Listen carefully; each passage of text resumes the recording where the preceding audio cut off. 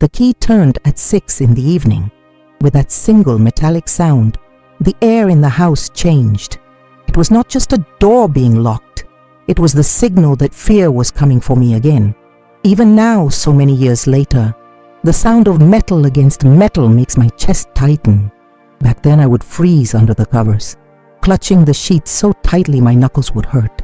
I closed my eyes and forced my breath into a rhythm that mimicked sleep, because pretending to be asleep was the only weapon I thought I had. But my heart was loud inside me, beating so hard that I was certain it would give me away. Night after night, that routine became the cruel rhythm of my childhood. The day could have been filled with laughter at school or small glimpses of normality. But as the sun began to fade, dread would take over. I remember the way the shadows stretched across the walls, how even the orange glow of the sunset could not bring warmth into that house. The ticking of the clock became unbearable because I knew what hour it would strike next, and when it did, my entire body trembled with anticipation. The human body remembers danger. It does not need words. It does not need explanations. My body learned before my mind did. Even when I tried to believe that maybe it wouldn't happen again, my stomach twisted with nausea, my throat closed, and my skin prickled. A child should not know this kind of awareness, should not know what it means to count the seconds until footsteps arrive. Yet that was the knowledge carved into me before I even knew how to explain pain. I can still picture the door. I used to stare at it before closing my eyes tight, as if memorizing every detail would somehow give me control. The faded wood, the squeaky hinge, the shadow beneath when someone approached. That door was supposed to keep me safe, but to me it was a warning sign. When the handle moved, when the faint creak broke the silence, I stopped being a child. I became prey. What is most cruel is how silence becomes a prison. I wanted to scream, but the sound never came out. My lips would part, but the voice inside me was trapped. Fear does that to a child.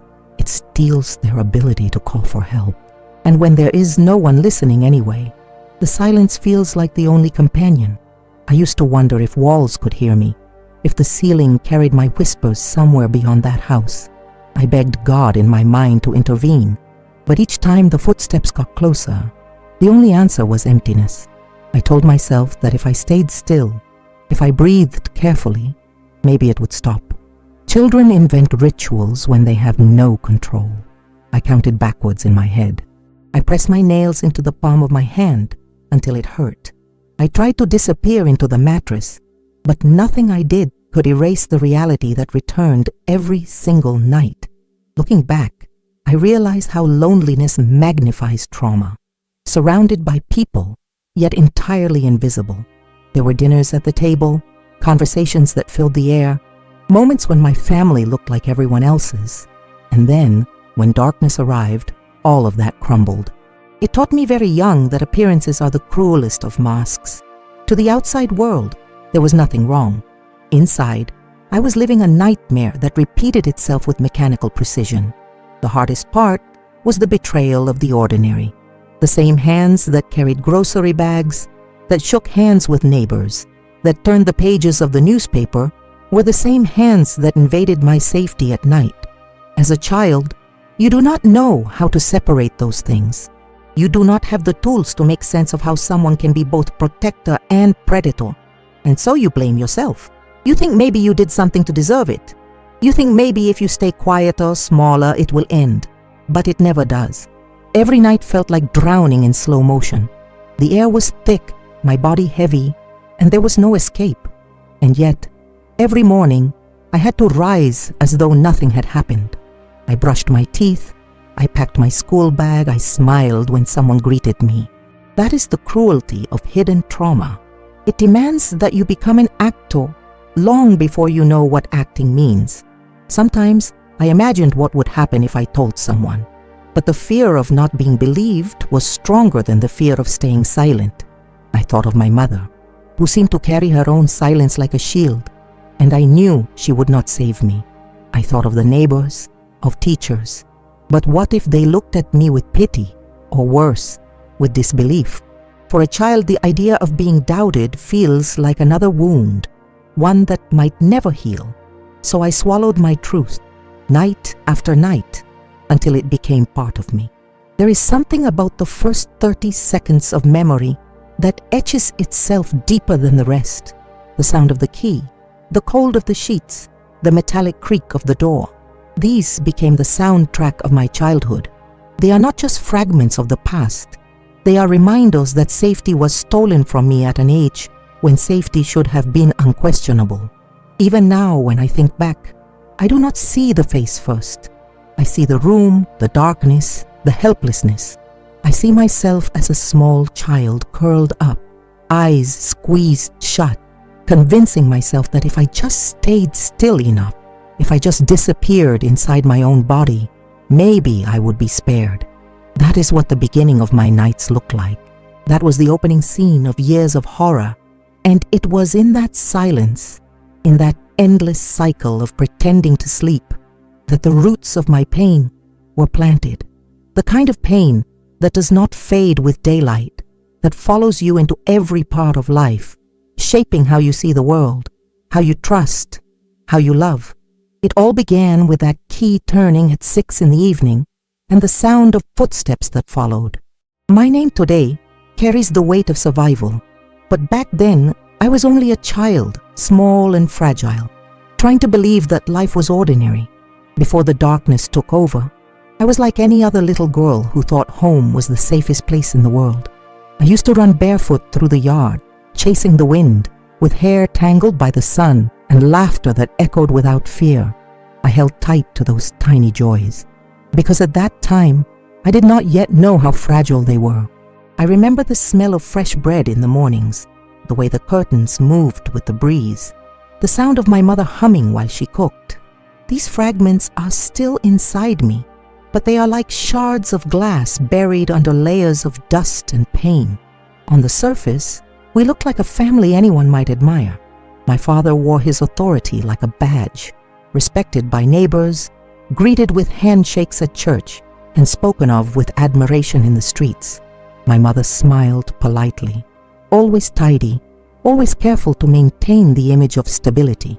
And I was the child that completed the picture, the one who seemed carefree, holding dolls, scribbling drawings, and singing little songs, as if nothing bad could ever happen within those walls. But what people saw was not the truth. It was a carefully painted mask that covered the cracks forming beneath. The duality of those years still unsettles me. How could the same house hold laughter in the afternoon and terror at night? How could the same hands that lifted me onto a chair when I was too short to reach the cookie jar become the same hands that destroyed my innocence? The confusion of those contradictions became my silent burden. As a child, I could not name it, but I felt it with every fiber of my being. When I think back to those early days, I realize how much I longed for safety. I craved a mother who would hold me close and tell me that monsters were not real. I longed for a father who would protect me from the world, instead of being the reason I feared it. I saw other children cling to their parents at the park, laughing without hesitation, and I envied that kind of trust. To me, closeness meant danger, affection meant confusion, and night meant surrender. There were moments, brief and almost fragile, when the world seemed lighter. I remember playing in the rain, the drops soaking my clothes as I spun in circles, trying to taste the sky. I remember drawing pictures of houses with smoke rising from chimneys and families smiling at the window, as if that paper world could become my real one. Those little escapes were lifelines. They reminded me that joy existed, even if only for fleeting seconds. But underneath, there was always a shadow. Even during games, even during stories read aloud, I felt the anticipation of what the night would bring. It is a strange contradiction to laugh in the afternoon while already bracing for the terror you know will return when the sun goes down.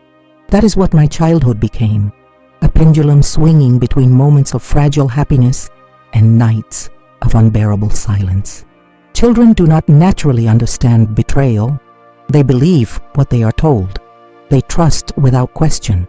I believed that my family was supposed to be my shield, I believed that my parents were supposed to be my sanctuary, and because those beliefs were broken so early, I grew up with a hole where certainty should have been. Even when teachers praised me, even when relatives pinched my cheeks with affection, I felt like an imposter in my own skin. I wanted to hold on to innocence, but innocence was not mine to keep. Instead, I learned quickly how to build walls inside myself. I learned to smile when I felt like crying. I learned to answer questions with nods and half-truths. I learned that silence was safer than honesty. And all of this happened before I was old enough to even understand what words like trauma or abuse meant. What kept me alive in those moments was the ability to imagine. I would lie awake sometimes before the footsteps came and imagine another life. A life where my father tucked me in with kindness instead of fear. A life where my mother noticed the tremor in my voice and asked me what was wrong. I created entire worlds in my head. Places where I was free to laugh without consequences. Fantasy became the shield I could not find anywhere else. Looking back, I realized that even the smallest fragments of light mattered. A neighbor waving through the fence, a teacher complimenting a drawing, a friend sharing half of a cookie at recess. These little sparks became anchors that reminded me there was a world outside that was different from the one I endured inside my home. They were not enough to erase the pain, but they were enough to keep me tethered to hope. Before the horror swallowed everything, there was a version of me that believed in safety. There was a version of me that thought bedtime stories ended with sweet dreams, not silent screams. That child existed, but she was buried under layers of fear and secrets that no one dared to uncover. And while those fragments of joy remain, they are forever stained by the truth of what came after, when the nights no longer left space for innocence to survive. At first it was not obvious. The signs were so small that they could be mistaken for ordinary gestures, glances that lingered too long, touches that felt wrong but were disguised as affection. As a child, I did not have the language to describe what was happening, but my body reacted with unease. I remember sitting at the table and feeling his eyes on me longer than they should have been. A gaze that made me shift in my chair and pull at my sleeves. No one else seemed to notice. My mother cleared plates, my father asked about the day, and to everyone else it was just another evening. To me, it was the beginning of a nightmare I could not escape. The first time the boundary was crossed, I told myself it must have been an accident. That is what children do. They search for reasons that make the world feel less cruel. Maybe he did not mean it. Maybe I imagined it. Maybe it was nothing at all. But deep down, I knew. The uneasiness in my stomach, the way my skin burned where he touched me, those were truths my young mind could not deny. Still, I stayed quiet. I watched my mother's face, searching for any sign that she might have seen, that she might protect me. But her eyes were distant, and her silence louder than any words could have been. What makes these beginnings so cruel is the way they blend into daily life. He still went to work, still shook hands with neighbors, still carried himself as a man respected by everyone. People smiled at him, greeted him warmly, and praised his discipline. He was the kind of man people trusted, and that trust became another layer of my prison, because who would believe me if I spoke? How could I explain that behind closed doors the man everyone admired was slowly stealing my sense of safety? The rituals of pretending began there. When night fell, I would lie in bed and press my body as flat as possible against the mattress, pulling the blanket over me like a shield.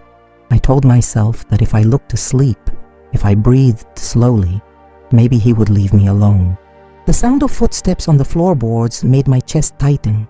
The shadow under the door made my hands sweat, and the creak of the handle made me want to vanish. I practiced stillness until it became second nature, a survival tactic disguised as sleep. Silence became my companion. I never asked for help because I did not believe help was possible. I remember once trying to open my mouth, to form words that would reach my mother, but when I looked at her, I saw the weight of her own silence. She was always busy, always tired, always careful not to disturb the fragile balance of appearances. Her refusal to see what was happening felt like another betrayal.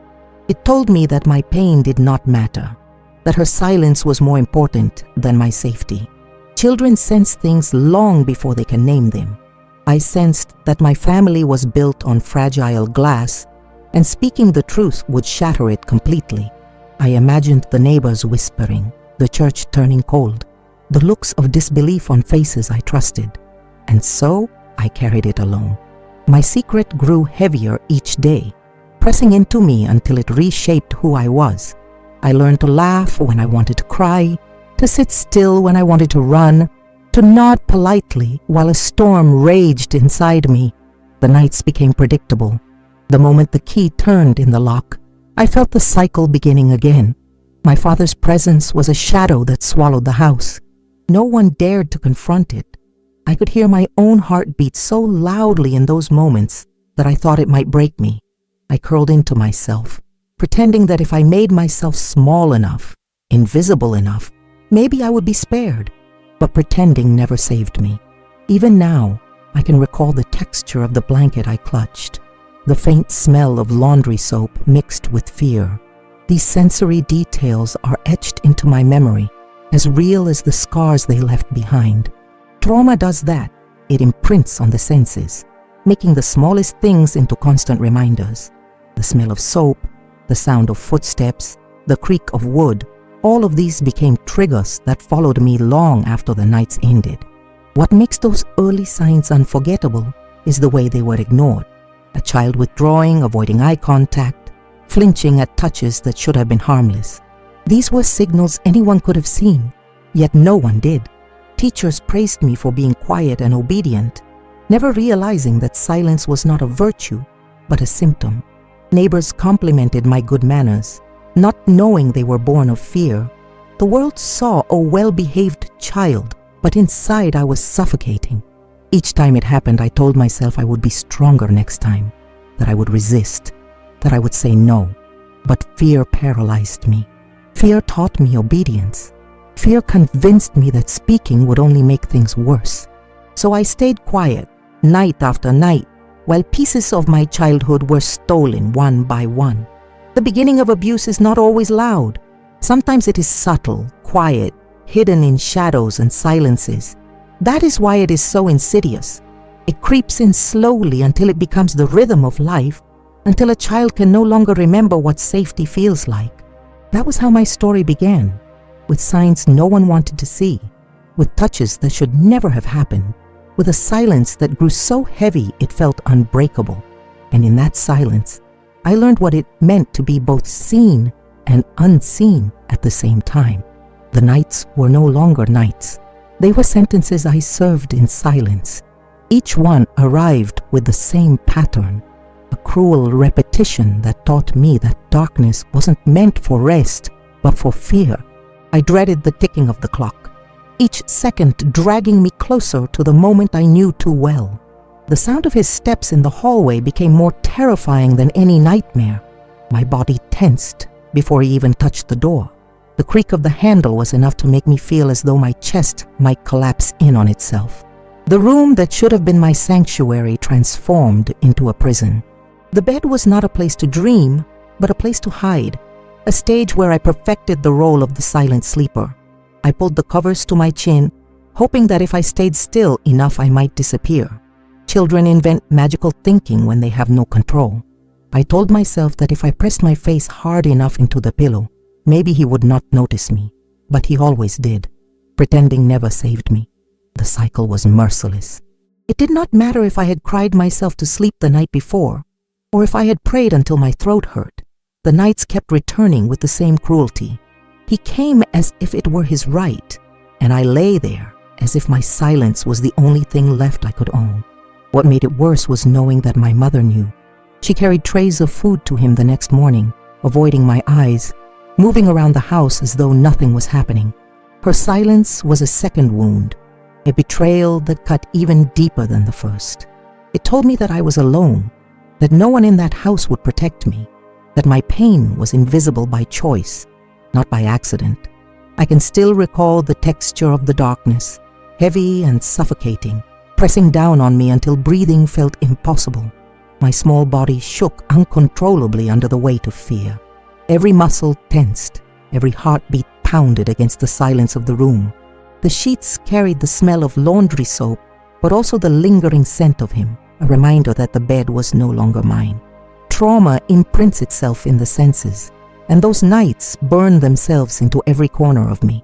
I lived in a constant state of hypervigilance. Even in daylight, my ears stayed alert for footsteps, for doors opening, for voices shifting in tone.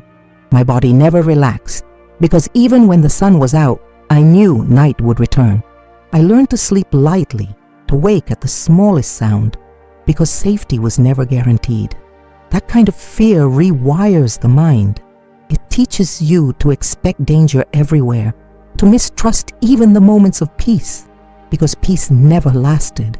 The silence inside me became unbearable. I wanted to scream, but the words stuck in my throat like stones.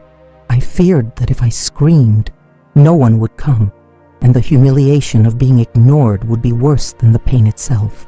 So I swallowed every cry, buried every plea deep inside, until I became my own secret. I sometimes wondered if the walls could hear me, if they absorbed the echoes of my fear and stored them in their cracks. That house was filled with unspoken truths, and I was one of them. Each night I felt a part of me vanish. A child's laughter faded into silence. A child's dreams turned into shadows. The person I might have been was replaced with someone who knew only how to endure. Endurance became my identity. I told myself that if I could survive one night, then maybe I could survive the next. I counted victories in silence, victories that meant nothing more than making it through until morning. The cruelty of those nights was not just in the acts themselves, but in the loneliness that followed. I woke up each day and walked into the world with invisible wounds. At school, I answered questions, wrote neatly in my notebook, and laughed when expected.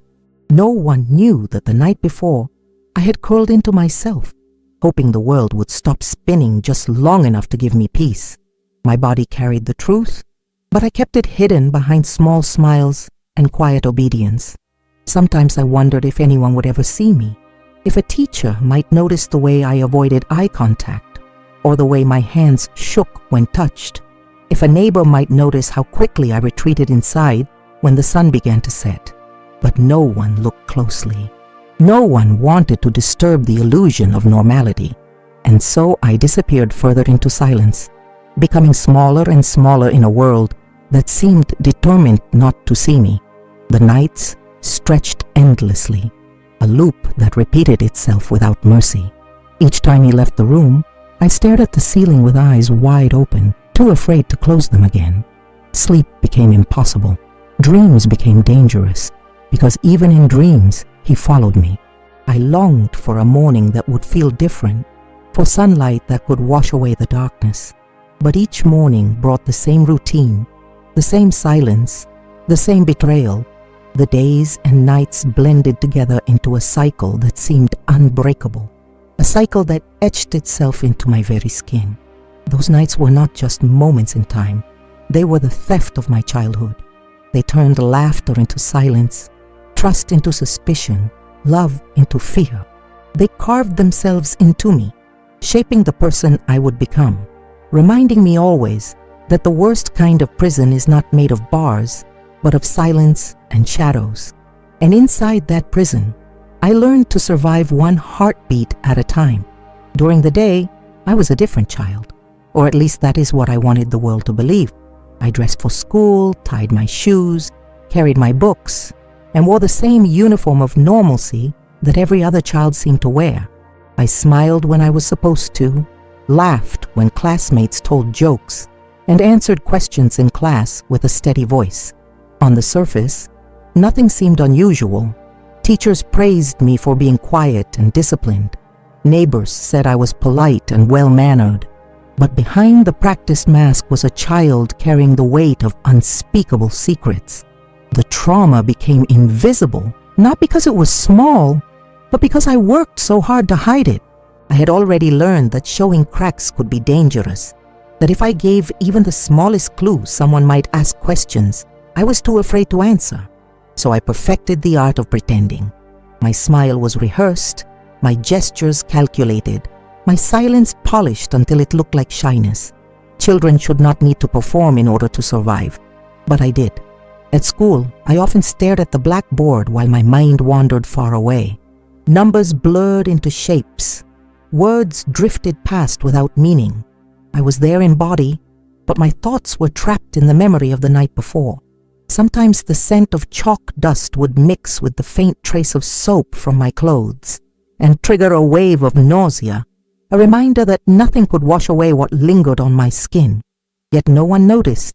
To them, I was just a quiet child, a little distracted, maybe dreamy. To me, I was fighting to hold myself together in plain sight. Isolation became my constant companion. I avoided friendships that grew too close, terrified that if someone looked deeply enough, they would see the truth.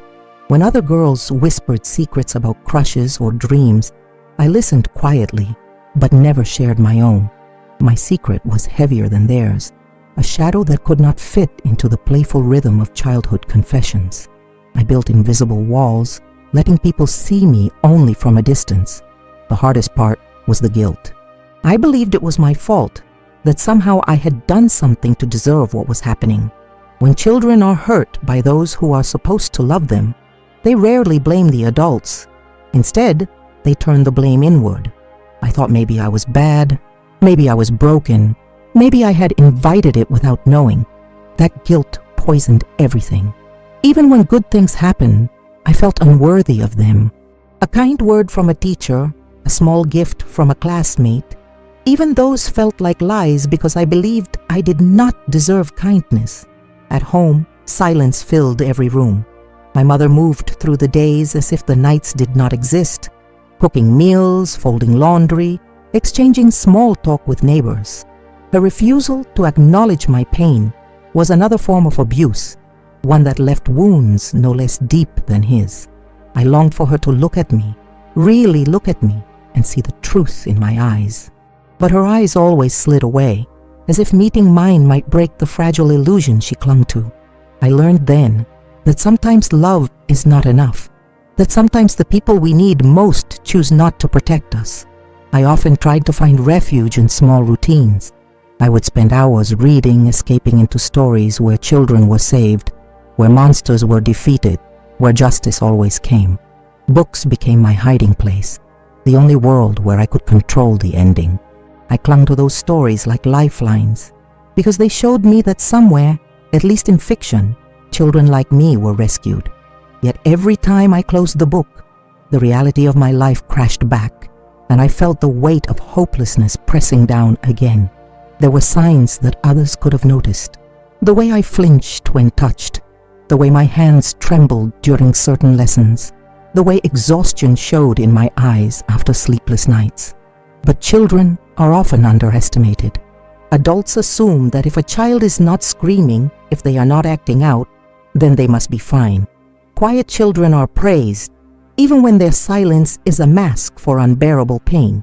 My silence was mistaken for obedience, my stillness for good behavior, when in truth they were symptoms of a life unraveling.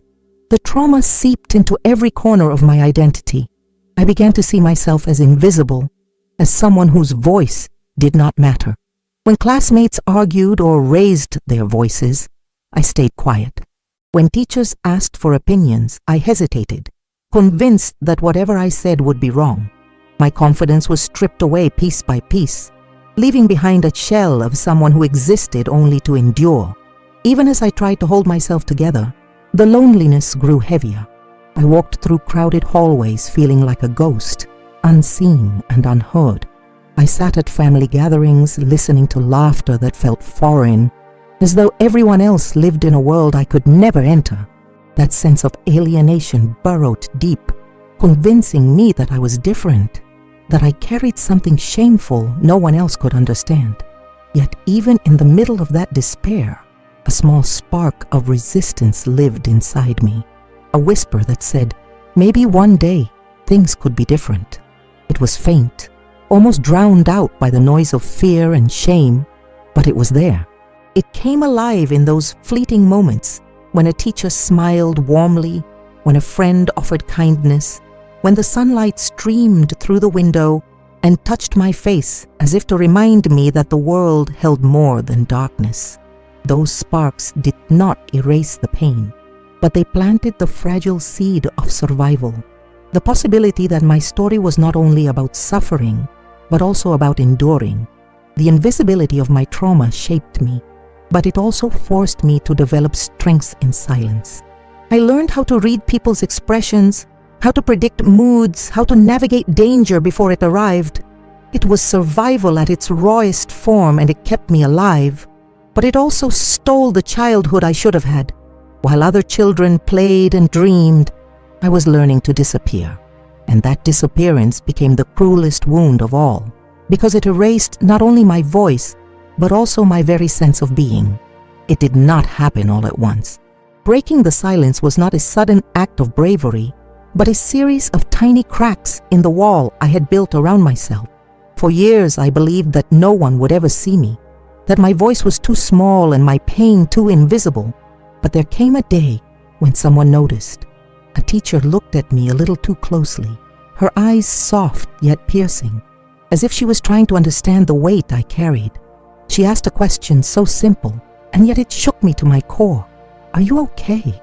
No one had ever asked it like that before, with a gentleness that made me feel seen. At first I did what I always did. I smiled faintly, nodded, and whispered yes. But her gaze lingered, and in that silence, something inside me shifted. For the first time, I felt the possibility that someone might actually want to hear the truth. It terrified me as much as it comforted me. The words stayed trapped for a while longer, but the seed had been planted. I began to imagine what it would feel like to finally release them, to let someone else carry even a fragment of my burden. It took time. Fear is not easy to silence, and shame does not let go overnight, but small moments built upon each other. The day I allowed myself to cry in the bathroom at school without rushing to wipe my face. The moment I stopped pretending to laugh at a joke that hurt too much. The night I whispered a prayer, not for survival, but for freedom. These were steps, invisible to others, but monumental to me. Each one was a rebellion against the silence that had defined me for so long. Eventually, the dam broke. I found myself sitting with someone I trusted enough to let the words spill out, trembling and unsure, but desperate to be heard. Speaking was like tearing open a wound, raw and unbearable, yet at the same time, liberating. For so long, I had believed that silence was my only shield, but in that moment I discovered that breaking silence was my salvation. The path that followed was not easy. Confronting the truth meant facing anger, disbelief, and even rejection. But it also meant finding allies. It meant learning that my worth was not tied to the horrors I endured. It meant beginning to understand that my childhood had been stolen, but my future was still mine to claim. Healing is not a straight road. It is uneven, filled with setbacks and breakthroughs. But it is a road nonetheless, and walking it is a victory in itself. I look back now at the child I once was, curled under blankets, terrified of footsteps in the dark, and I ache for her. I want to reach across time and tell her that she is not alone, that one day her voice will be strong enough to shatter walls, that the silence forced upon her will not last forever, that despite everything, she will survive. Today I carry scars, but I also carry strength. The same experiences that tried to break me gave me resilience. They taught me compassion for others who carry invisible wounds. They taught me the value of listening when someone struggles to speak. And most of all, they taught me that survival is not weakness, but courage in its purest form. To those who hear my story, I want you to know that pain does not define you. The darkness you endure does not erase your worth. Even in the most suffocating silence, there is a spark inside you that cannot be extinguished. It may feel small, it may feel fragile, but it is enough to keep you alive until you can find your voice. And once you do, that voice can become louder than the fear that once silenced it. My father destroyed my childhood, but he did not destroy my soul. My mother abandoned me to her silence, but she did not erase my will to survive. I am still here. I am still standing. And though the road of healing stretches endlessly, I walk it with the knowledge that my story did not end in that room on those nights. My story continues, and it carries a strength I once thought impossible. If you have listened to me until now, I want to thank you. Thank you for holding this story with me, for giving space to words that once could not be spoken. Stories like mine are painful, but they matter because silence only keeps us chained. By listening, by remembering, by carrying these truths, you are helping to break those chains. So I end this part of my journey with gratitude. Gratitude for survival, gratitude for the chance to speak, and gratitude to you for being here. And if my story touched you, if it made you feel or remember or reflect, I ask only one thing. Stay with me. The next video is waiting for you on the screen. Another story, another truth, another voice that deserves to be heard. Click it and let us continue this path together, shedding light where darkness once ruled.